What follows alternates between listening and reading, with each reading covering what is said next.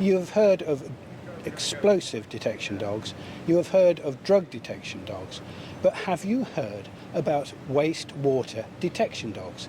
This is Bandit, and Bandit works for Wessex Water. Wessex Water approached me and said, could we expand the detection dog team and include wastewater detection as well to obviously help protect the environment?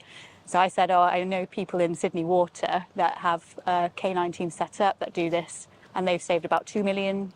So yeah, I went back to Wessex Water and said we could do this in-house. I know Cape, who are they do wastewater and supply water detection in the UK. They can train us to detect wastewater as well. So yeah, then we ended up with Bandit and Bluey, and they're doing incredibly well. They went live a couple of weeks ago and they're already finding misconnections. So we're the only water company in the UK to have in-house detection dog team. So we've got 5 dogs in total. How do you go about sort of seeing that, you know, they have the necessary veterinary attention and stuff like this? So we have a detection dog directive at Wessex Water, so we want to make sure the welfare is paramount. Everything we do is, you know, it just encompasses welfare.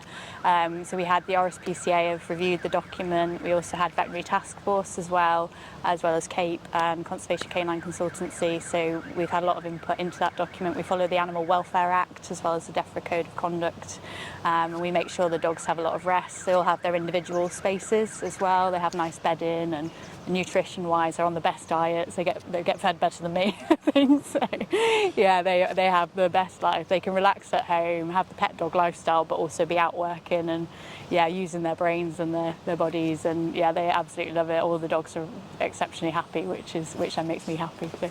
You know, as we've sseen in the demonstrations today, an actual really very small amount of water from a washing machine or water from a sink.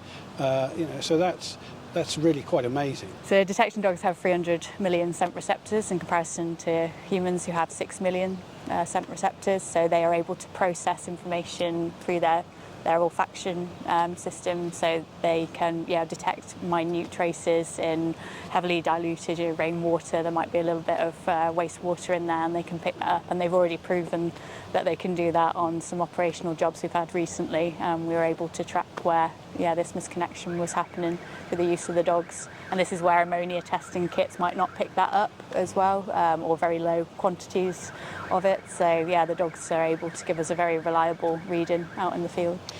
It's really quite fun seeing them, you know, after they've made a detection and they get that moment of play.